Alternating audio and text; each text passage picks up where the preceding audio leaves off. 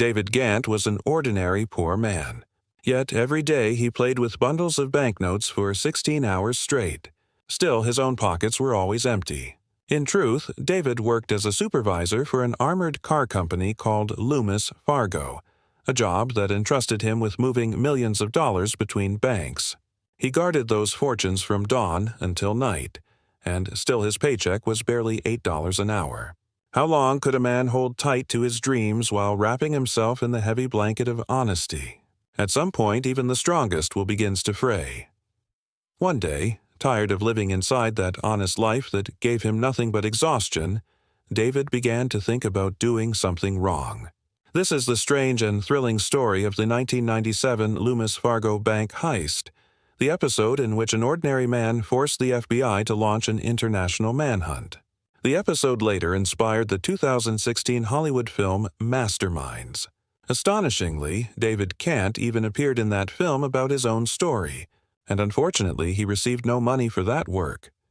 Now, David Gant was a retired Gulf War veteran who had served his country and then taken a job at Loomis Fargo as an armored car supervisor. In his hands, he held bundles of cash, but his pockets stayed empty, and his shoulders carried the heavy responsibility of a family. He worked between 75 and 80 hours each week, and in return he earned only a few dollars an hour. David had grown weary of his routine. Loneliness gnawed at him, and the frustration of never doing anything big consumed him from the inside. Those conditions bred in David a restless unease, and finally wrong thoughts started creeping into his head.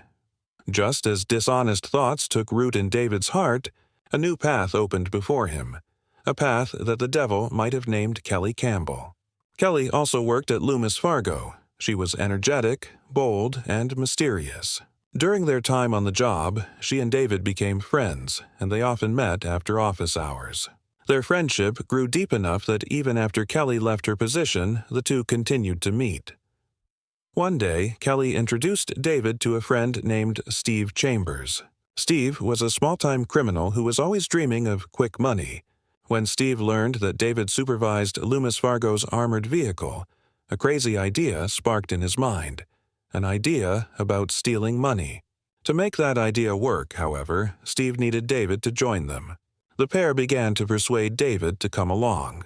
David, whose intentions were already cracking under pressure, found Steve's plan to be the final push that could topple a failing wall. At first, David was terrified. He had never done anything illegal in his life. Yet Steve's confident swagger forced the ground to slip beneath David's feet. Steve painted visions of a happy, luxurious life for him. David's frustration, Kelly's support, and Steve's greed combined to place David at a crossroads from which turning back would be extremely difficult. Thus, the master plan began to take shape. Because Steve was only a petty criminal, and Kelly had little experience and David had none to speak of, their scheme was laughably amateurish. The plan was simple, on paper at least. On the night of October 4th, 1997, after his shift, David would stay behind at the vault. He would disable the security cameras, steal the videotape containing the recordings, load the money into the company van, and drive away. The plan was that immediately after the heist, David would flee to Mexico with the small amount he was allowed to carry across the border at that time. The rest of the cash would remain with Steve, to be split equally later when things cooled down. There was, however, a glaring problem with this plan. If David fled with only a modest, legally permissible amount to cross the border, why would Steve share the large portion that he kept?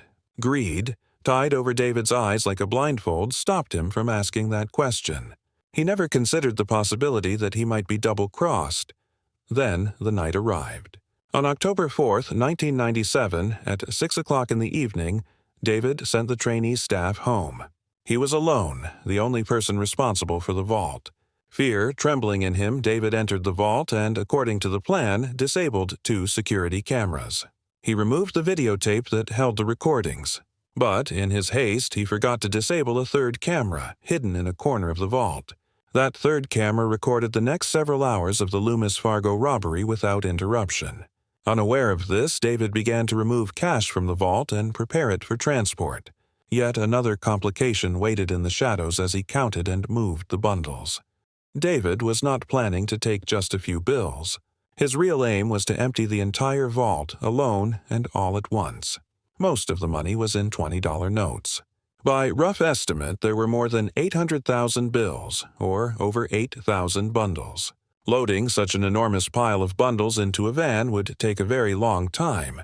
For the next 2 hours, he kept stuffing cash into the vehicle, breathless and focused, until at last the total reached about $17.3 million. At that moment, David did not yet realize that he had just pulled off the second largest theft in American history. When every last bundle was finally jammed into the van, David could not help himself. He began to dance with joy, a wild, private celebration that the hidden camera in the corner caught on tape. The following morning, when the other Loomis Fargo employees arrived and tried to unlock the vault, they discovered that the vault keys were gone. Panic rose quickly. The police were called, and because David Gant was the only person missing from the office, suspicion fixed on him from the very beginning. When security footage was reviewed, all doubt dissolved into certainty. The tape showed David moving money, but it also revealed something worse for him: repeated messages to someone from his pager during the theft. That detail proved that he had not acted alone. The police immediately launched a search for David Gant and anyone connected to him.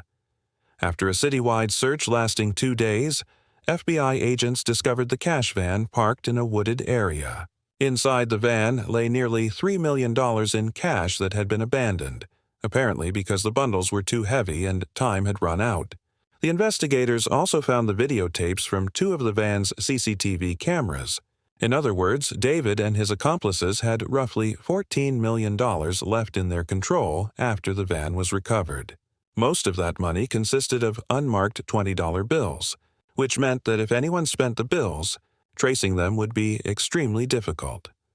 According to the plan, David had already fled to Mexico with only the small amount he was legally allowed to carry across the border. He had checked into a luxurious beach resort and begun to enjoy his new, quiet life. Back home, police and the FBI launched a massive publicity campaign. Newspapers ran advertisements offering a reward of $500,000 for information about the robbery, and authorities asked citizens to report anyone who suddenly seemed to have more money than before. The campaign generated a flood of calls to a newly established Loomis Fargo task desk. Most tips were false alarms, guesses, or attempts at luck, but one particular tip set the investigation spinning into motion. A caller reported that his neighbor had suddenly come into a lot of cash. That neighbor turned out to be Steve Chambers, the man who had conceived the plan in the first place. Steve, it seemed, could not keep his hands off the spoils. He and his wife, Michelle, had purchased an expensive new home, a luxury car, and a stream of other flashy goods. The FBI secretly began watching the couple. Bank records showed that after October 4th, large deposits had appeared unexpectedly in Steve and Michelle's accounts. The investigators grew more certain when a bank teller reported that the deposits had been made in rolls and stacks of $20 bills. Michelle, who had brought the money to the bank, even asked the teller what size deposit would trigger a report to the Federal Reserve. All signs pointed to Steve and Michelle as David's partners, but the FBI wanted to keep their investigation quiet while they located the rest of the group and, most importantly, David. 10 days into the probe, a decisive breakthrough arrived. The FBI had begun wiretapping Steve Chambers' phone. During one recorded conversation between Steve and a man named Mike McKenney, the agents heard David Gant's name, and the hairs on their necks stood up. The tape suggested something darker than simple theft. Steve and Mike had been discussing killing David. Steve, overwhelmed by the sudden flood of money, had gone mad with greed. The same flaw in the plan that nobody had wanted to face now revealed itself in full. Once the money was in Steve's hands, he planned to eliminate David in Mexico and seize the entire fortune for himself. The FBI moved quickly and arrested Mike McKenney, who immediately began to cooperate. Mike confessed the details. After stealing the cash from Loomis Fargo, the group had taken the van to a local printing press parking lot to shift the money into another vehicle. Ironically, Steve had worked at that printing press. In the panic, with too little time and too much cash, they had abandoned $3 million in the van and parked it in the nearby woods. not even bothering to move it far from Steve's workplace. By the end of that first frantic 10 days, the FBI had identified most members of the group and closed in on the main players. But the FBI didn't rush in right away. They waited for the next 5 months, collecting every possible piece of solid evidence. Then, on March 1st, 1998, the moment finally came. David Gant was arrested in Mexico. The very next day, Steve Chambers, his wife Michelle, and Kelly Campbell were all captured in Charlotte, North Carolina. The massive hunt that had started months earlier had finally come to an end. The FBI recovered about 88% of the stolen money, while the remaining amount had already been blown away by Steve Chambers on luxury items and expensive toys. When the trial was over, Steve was sentenced to 11 years in prison, and David Gant received 7 years. To make things worse, David was also handed the bill for the missing $3 million, money he had never even touched or spent. Years later, in 2016, Hollywood turned this unbelievable real-life story into a movie called Masterminds. The film's producers hired David Gant as a consultant so they could capture every detail of the true event. But, by law, David couldn't receive any salary for his work, because any money he earned would automatically be used to pay off his remaining debt to the company. At that time, David was working as a construction laborer, and in one of his interviews he said, "Even if I worked every day for the rest of my life, I could never repay what I owe." Today, David Gant lives in Jacksonville, Florida, with his wife and children. He still works as a construction worker, living a quiet life far from the chaos of his past. Surprisingly, David maintains a presence on social media, where he shares lessons from his own mistakes and warns others not to let greed ruin their lives. And with that, we wrap up this incredible story. We hope you enjoyed this video. Don't forget to like and share it.